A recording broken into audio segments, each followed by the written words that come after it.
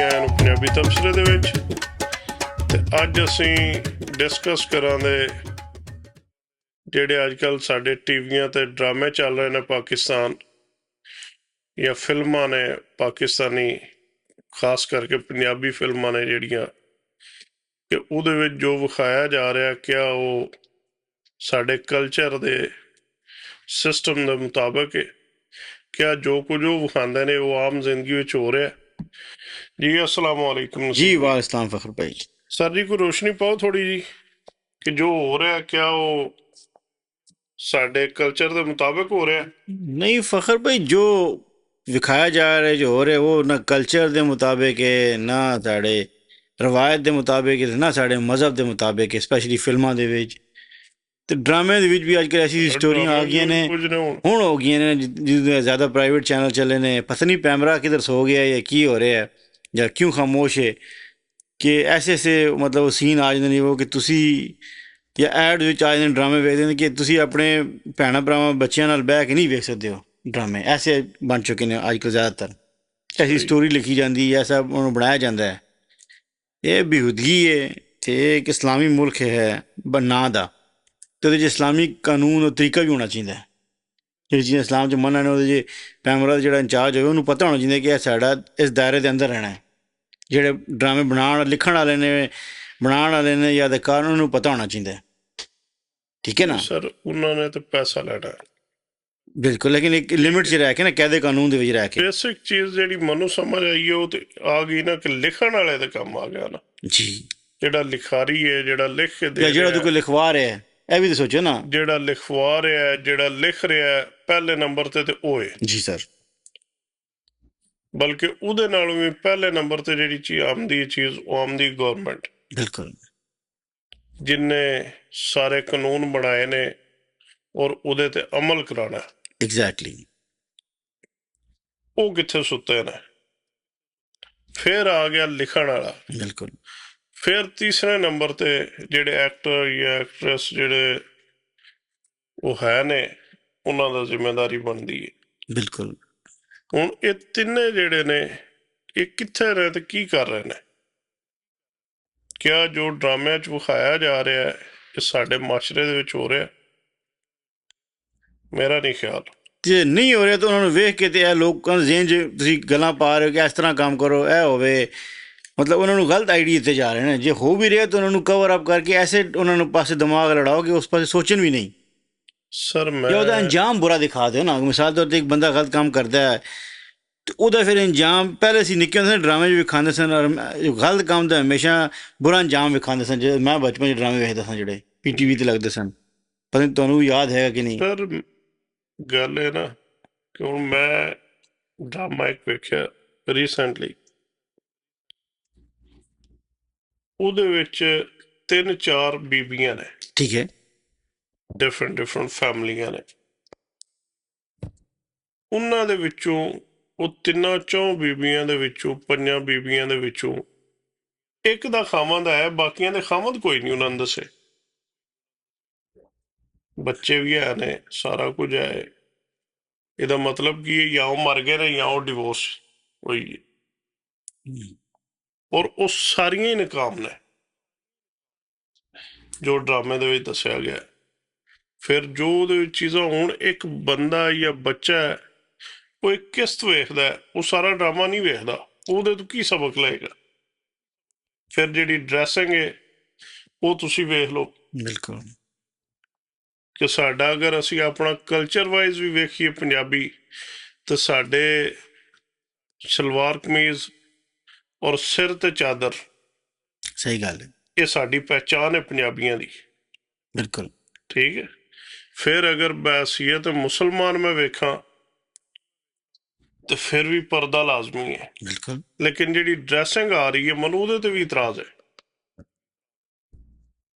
Government ਨੂੰ ਵੀ ਹੋਣਾ ਚਾਹੀਦਾ। ਬਿਲਕੁਲ ਸਹੀ ਗੱਲ ਹੈ।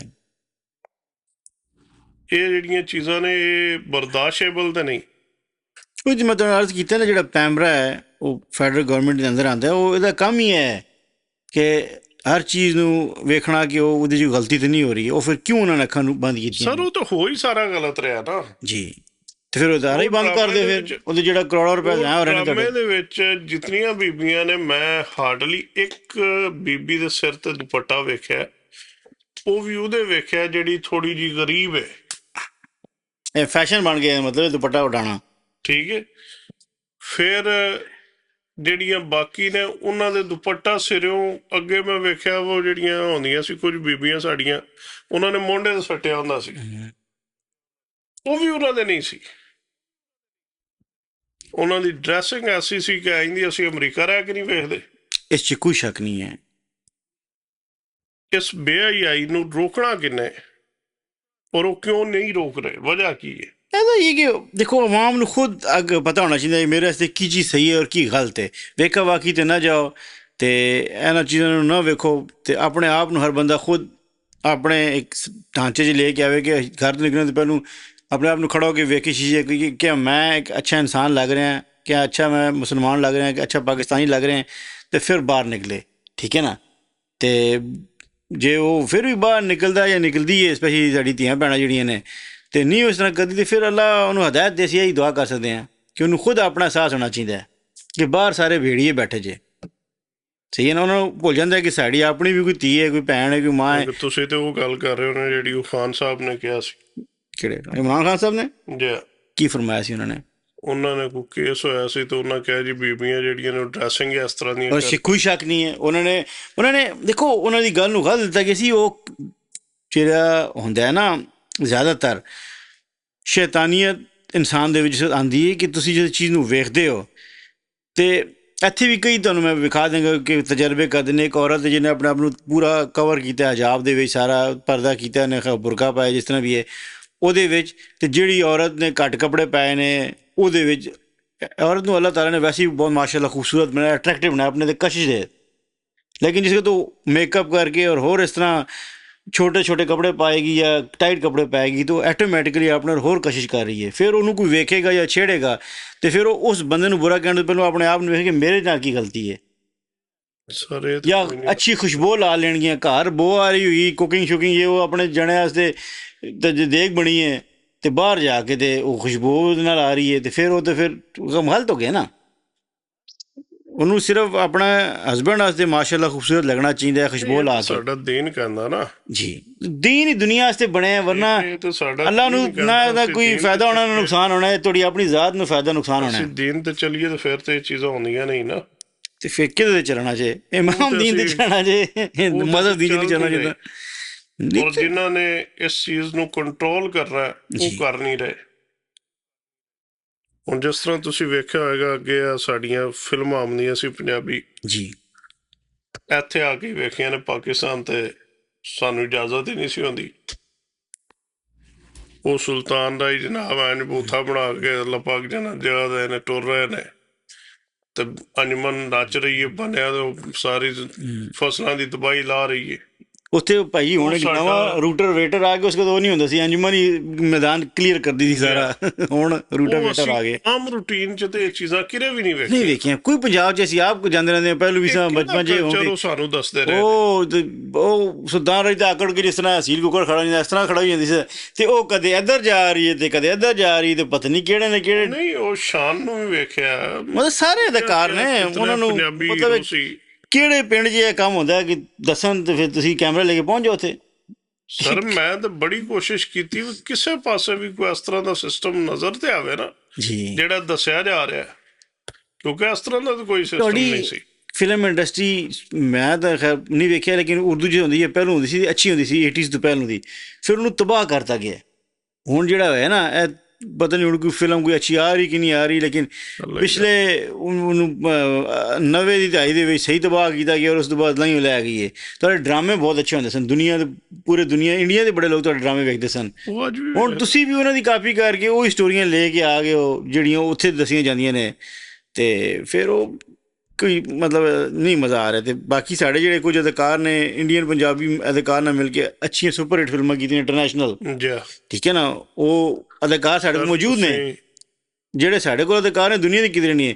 ਲੇਕਿਨ ਇੱਕ ਸਟੋਰੀ ਇੱਕ ਅੱਛਾ ਇੱਕ ਤੁਹਾਡੇ ਕੋਲ ਰਾਈਟਰ ਕੋਈ ਨਹੀਂ। ਰਾਈਟਰ ਅਸਲ 'ਚ ਬੇਸਿਕਲੀ ਭਾਈ ਜੀ ਅਗੇਨ ਮੈਂ ਰਾਈਟਰ, ਤੁਸੀਂ ਜੋ ਮੈਨੂੰ ਬੋਲੋਗੇ ਤਾਂ ਮੈਂ ਲਿਖਾਂਗਾ ਨਾ।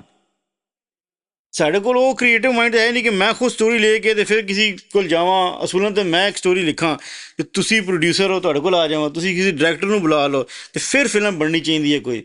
ਲੇਕਿਨ ਉੱਥੇ ਅਜੀਬ ਹੋ ਰਿਹਾ ਕਿ ਪ੍ਰੋਡਿਊਸਰ ਆ ਰਹੇ ਉਹਨੇ ਕਿਹਾ ਮੇਰਾ ਕੰਮ ਕਰਨੀ ਹੈ, ਮੇਰੇ ਬੰਦੇ ਨੂੰ ਪਾਉਣਾ, ਮੇਰਾ ਕਿਆ ਸੀਨ ਹੋਣਾ ਚਾਹੀਦਾ। ਇਸ ਤਰ੍ਹਾਂ ਉਹ ਡਾਇਰੈਕਟਰ ਆ ਕੇ ਉਹਨੇ ਆਪਣਾ ਕਹਦੇ, ਪ੍ਰੋਡਿਊਸਰ ਨੇ ਕਹਦੇ, ਰਾਈਟਰ ਦੇ 'ਚ ਕੀ ਲਿਖੇਗਾ ਉਹਨੇ? ਫਿਰ ਤੁਹਾਨੂੰ ਹੀ ਲੈਣਾ ਮੈਣਾ ਮਾਰ ਕੇ ਪਿਛਲੀਆਂ 5-10 ਫਿਲਮਾਂ ਵੇਖ ਕੇ ਉਹਨਾਂ ਦੀ ਸਟੋਰੀ ਕਾਪੀ ਕਰਕੇ ਉਹਨੇ ਕਹਿਣਾ ਲਓ ਭਾਈ ਜੀ ਤੁਹਾਡੀ ਫਿਲਮ ਮੈਂ ਲਿਖ ਦਿੱਤੀ ਹੈ। ਇਸ ਤਰ੍ਹਾਂ ਨਹੀਂ ਹੋਣਾ ਚਾਹੀਦਾ। ਇੱਕ ਬਕਾਇਦਾ ਪ੍ਰੋਪਰ ਸਟੋਰੀ ਹੋਣੀ ਚਾਹੀਦੀ ਹੈ। ਫਿਲਮਾਂ ਤਾਂ ਮੈਂ ਸਾਡੀਆਂ ਆ ਹੀ ਨਹੀਂ ਰਹੀਆਂ, ਡਰਾਮਾ ਹੀ ਆ ਰਿਹਾ। ਪਤਾ ਨਹੀਂ, ਮੈਂ ਤਾਂ ਕਦੇ ਨਹੀਂ ਵੇਖੀ ਜੇ। ਔਰ ਇਹ ਸਾਰੇ ਲੇਕਿਨ ਤੁਸੀਂ ਜਿਤਨੇ ਵੀ ਚੈਨਲ ਨੇ ਨਾ ਪ੍ਰਾਈਵੇਟ, ਜੀ ਜੀ ਇਹ ਸਾਰੇ ਕੰਪੀਟੀਸ਼ਨ 'ਚ ਲੱਗੇ ਨੇ, ਬੇਹਯਾਈ ਨੂੰ ਪ੍ਰਮੋਟ ਕਰ ਰਹੇ ਨੇ। ਬਿਲਕੁਲ। ਔਰ ਉਹ ਵੀ ਕਰ ਰਹੇ ਨੇ ਤੇ ਨਾਲ ਗਵਰਨਮੈਂਟ ਵੀ ਜਿਹੜਾ ਨਾ ਤੁਹਾਡੀ ਉਹ ਮੈਂ ਦੱਸਿਆ ਨਾ, ਪੈਮਰਾ ਦਾ ਕੰਮ ਹੈ ਉਹ ਵੀ ਰੋਕਣਾ ਕਰ ਰਹੀ, ਜਿਹੜੀ ਕਿਉਂਕਿ ਚੀਜ਼। ਅਗਰ ਪੈਮਰਾ ਇਸ ਚੀਜ਼ ਤੇ ਕੰਟਰੋਲ ਨਹੀਂ ਕਰ ਰਿਹਾ ਤਾਂ ਇਹਦਾ ਮਤਲਬ ਹੈ ਗਵਰਨਮੈਂਟ ਇਨਵੋਲਵ ਹੈ। ਜੀ ਤੁਹਾਨੂੰ ਬਿਕੋਜ਼ ਉਹਦਾ ਬਹੁਤ ਵੱਡਾ ਕਰੋੜਾਂ 'ਚ ਬਜਟ ਹੋਣਾ ਹੈ, ਕਿਹੜਾ ਮਤਲਬ ਖੁਦਾ ਵਾਸਤੇ ਬੈਠੇ ਨੇ ਉੱਥੇ। ਸਾਡੇ ਕੋਲ ਵੀ ਪੈਸੇ ਲੈ ਕੇ ਤੇ ਸਾਡਾ ਹੀ ਕੰਮ ਨਹੀਂ ਕਰ ਰਹੇ। ਇਹਨਾਂ ਨੇ ਮਰਨਾ ਨਹੀਂ, ਕੀ ਹਿਸਾਬ ਦੇਣਗੇ? ਯਾਰ ਉਹ ਸਾਡੀ ਭੁੱਲੇ ਪਏ ਨੇ ਯੰਗ ਜਨਰੇਸ਼ਨ ਨੂੰ ਬਰਬਾਦ ਕਰ ਰਹੇ। ਅਗਲਾ ਉਹਨਾਂ ਦੇ ਅਫਸੋਸ ਦੀ ਗੱਲ ਹੈ, ਉਹ ਆਪਣੇ ਬੱਚਿਆਂ ਨੂੰ ਵੀ ਨਹੀਂ ਬਚਾ ਸਕੇ। ਜ਼ਿਆਦਾਤਰ ਦੇ ਬੱਚੇ ਵੀ ਜਿਹੜੇ ਨਾ ਪਿੰਕੀ ਦੇ ਸ਼ਿਕਾਰ ਨੇ, ਸਮਝ ਆਈਏ ਨਾ ਜੀ। ਗੱਲ ਹੈ ਕਿ ਜਦੋਂ ਤੁਸੀਂ ਕਿਸੇ ਦਾ ਬੱਚਿਆਂ ਦਾ ਨਹੀਂ ਸੋਚਣਾ ਤਾਂ ਤੁਹਾਡੇ ਵੀ ਤਾਂ ਜਾਣਾ ਹੀ ਨਾ। ਬਿਲਕੁਲ। ਉਹ ਜ਼ਿਆਦਾਤਰ ਦੇ ਬੱਚੇ ਪਿੰਕੀ ਦੇ ਸ਼ਿਕਾਰ ਨੇ। ਅੱਗੋਂ ਤੁਸੀਂ ਖੁਦ ਕਹਾਣੀ ਬਣਾ ਲਿਖ ਲੈਣਾ, ਮੈਂ ਤੁਹਾਨੂੰ ਹੈਡਲਾਈਨ ਦੇ ਦੇਣਾ ਪਿੰਕੀ ਕੌਣ ਹੈ ਤੇ ਕੀ ਉਹਦਾ ਕੰਮ ਹੈ। ਲਿਖਿਆ ਗਿਆ ਨਾ। ਪਿੰਕੀ ਵੀ ਸੁਣਿਆ ਆ ਰਹੀ ਜਲਦੀ। ਪਹਿਲੋਂ ਵੀ ਸੁਣਿਆ ਗਾਲਬਨ ਇੱਕ ਕਤਲ ਦੇ ਕੇਸ 'ਚ ਮੁਲੱਵਸ ਸੀ, ਉਹਦੇ 'ਚ ਬਰੀ ਹੋ ਗਈ ਸੀ ਤੇ ਹੁਣ ਤੇ ਸਿਰਫ ਨਹੀਂ ਪਿੰਕੀ ਆ ਜਾਣੀ ਜਲਦੀ। ਫਿਰ ਅੱਲਾ ਹੀ ਖੈਰ ਕਰੇ। ਬਹਰਹਾਲ ਜੀ, ਫਿਰ ਅੱਲਾ ਮਾਫ ਕਰੇ। ਮੈਨੂੰ ਨਾ ਤੁਹਾਡੇ ਡਰਾਮੇ ਦੀ ਗੱਲ ਕਰ ਰਹੇ ਹੋ, ਰਾਈਟਰ ਦੀ ਸਭ ਕੁਝ, ਇੱਕ ਬਹੁਤ ਅਜ਼ੀਮ ਇਨਸਾਨ ਨੇ ਅਸ਼ਰ ਅਜ਼ੀਮ ਸਾਹਿਬ, ਅੱਜ ਕੱਲ੍ਹ ਕੈਨੇਡਾ ਹੁੰਦੇ ਨੇ। ਉਹਨਾਂ ਦਾ ਇੱਕ ਡਰਾਮਾ ਬਣਾਇਆ ਸੀ, ਮੈਂ ਛੋਟਾ ਸਾ ਬਚਪਨ 'ਚ ਵੇਖੀ ਸੀ, ਧੂਆਂ ਜੀ। ਗਾਲਬਨ ਉਹਨਾਂ ਨੇ ਖੁਦ ਹੀ ਲਿਖਿਆ ਸੀ ਔਰ ਐਕਟਿੰਗ ਵੀ ਉਹਦੇ 'ਚ ਕੀਤੀ ਸੀ ਉਹਨਾਂ ਨੇ। ਉਹਦੇ 'ਚ ਇੱਕ ਉਹ ਪੁਲਿਸ ਵਾਲੇ ਬਣੇ ਹੁੰਦੇ ਨੇ ਤੇ ਉੱਥੇ ਇੱਕ ਔਰਤ ਆਉਂਦੀ ਹੈ, ਉਹਦਾ ਖਾਵਨ ਨਸ਼ਾ ਕਰਦਾ ਹੁੰਦਾ ਜੀ ਤੇ ਉਹ ਤੜਫ ਰਹੇ ਹੁੰਦੇ, ਉਹਦੀ ਬੀਵੀ ਮਿੰਨਤਾਂ ਕਰਦੀ ਕਿ ਸਾਹਿਬ ਜੀ ਉਹਨੂੰ ਦੇ ਦਿਓ, ਸਾਹਿਬ ਜੀ। ਤੇ ਉਹ ਕਹਿੰਦਾ ਮਰ ਜਾने दो इसको, मरने दो। वो कहती है उस औरत है कि वो क्यों ना मरे जो ये बेचते हैं, ये बनाते हैं, जो देते हैं, कि ये क्यों मरे। ਸਹੀ ਹੈ ਨਾ। ਅਤੇ ਜੇ ਤੁਸੀਂ ਨਹੀਂ ਫੜੋਗੇ ਜਿਹੜੇ ਨਸ਼ੇ ਬਣਾ ਰਹੇ ਨੇ ਜਾਂ ਵੇਚ ਰਹੇ ਨੇ, ਅਤੇ ਜਿਹੜਾ ਛਿੱਕ ਰਿਹਾ ਉਹ ਤਾਂ ਬਦਨਸੀਬ ਹੈ, ਉਹਨੇ ਤਾਂ ਵੈਸੇ ਹੀ ਮਰ ਜਾਣਾ ਹੈ। ਅਤੇ ਇਹ ਗਲਤ ਗੱਲ ਹੈ।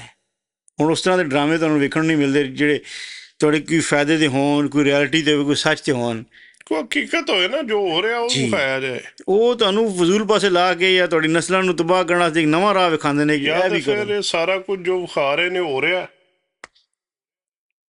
ਨਹੀਂ। ਉਰਦੂ ਡਰਾਮਾ ਨਾ ਜੀ, ਉਹ ਸ਼ਹਿਰਾਂ ਦੇ ਵਿੱਚ ਹੀ ਬਣੇ ਨੇ, ਸ਼ਹਿਰਾਂ ਦੇ ਹੀ ਉਹ ਦੱਸ ਰਹੇ ਨੇ। ਇਹਦਾ ਮਤਲਬ ਫਿਰ ਸਾਡੇ ਵੱਡਿਆਂ ਸ਼ਹਿਰਾਂ 'ਚ ਕੁਝ ਹੋ ਰਿਹਾ। ਹੋ ਵੀ ਰਹੇ, ਨਹੀਂ ਵੀ ਹੋ ਰਹੇ, ਤਾਂ ਕਹਿੰਦੇ ਨਾ ਕਰੋ। ਤੁਹਾਨੂੰ ਆਈਡੀਆ ਦਿੱਤਾ ਜਾ ਰਿਹਾ ਨਾ। ਮਿਸਾਲ ਤੌਰ 'ਤੇ ਐਸੇ ਛੁਪ ਕੇ ਮੈਂ ਕੋਈ ਕੰਮ ਕਰ ਰਿਹਾ, ਲੇਕਿਨ ਮੈਂ ਤੁਹਾਨੂੰ ਸਾਰੇ ਜਿਤਨੇ ਵੀ ਯਾਰ ਦੋਸਤ ਨੇ ਜਾਂ ਪਬਲਿਕਲੀ ਦੱਸਣਾ ਕਿ ਮੈਂ ਇਹ ਕੰਮ ਹੁੰਦੇ ਨੇ, ਅਤੇ ਦਿਲ 'ਚ 1000 ਬੰਦਾ ਵੇਖੇ ਅਤੇ 500 ਤਾਂ ਮੇਰੇ ਪਿੱਛੇ ਫਾਲੋਅਰ ਕਰਨਾ ਪਿਆ ਗਲਤ ਕੰਮਾਂ ਦੇ ਵਿੱਚ। ਮੈਂ ਆਈਡੀਆ ਦੇ ਰਿਹਾ ਨਾ, ਇੱਕ ਸ਼ੈਤਾਨੀ ਵੀ ਫੈਲਾ ਰਿਹਾ। ਅਤੇ ਇਹ ਚੀਜ਼ਾਂ ਜਿਹੜੀਆਂ ਨੇ ਇਹਨਾਂ ਦੇ ਕੰਟਰੋਲ ਵਾਲੀਆਂ। ਮੈਂ ਆਮ ਵੀ ਜਿਹੜੇ ਕੈਮਰਾ ਫੜ ਕੇ ਯੂਟਿਊਬਰ ਬਣੇ ਨੇ, ਉਹ ਜਾ ਕੇ ਕਿਹੜੀ ਕਿਹੜੀ ਲੋਕਾਂ ਦੀ ਐਸੀ ਸਟੋਰੀਆਂ ਬੇਹਯਾਈਆਂ ਗੰਦੀਆਂ, ਚਲੋ ਹੋ ਗਿਆ ਇੱਕ ਗੱਲ ਹੈ, ਉਹਨੂੰ ਇਤਨਾ ਨਸ਼ਰ ਨਾ ਕਰੋ ਨਾ, ਜਿਹਨਾਂ ਦੇ ਜ਼ੇਨ 'ਚ ਨਹੀਂ ਵੀ ਆਈਡੀਆ ਹੁੰਦਾ ਉਹਦੇ 'ਚ ਵੀ ਆਈਡੀਆ ਪਾ ਰਹੇ ਕਿ ਇਹ ਕੰਮ ਵੀ ਹੋ ਸਕਦਾ ਜੇ।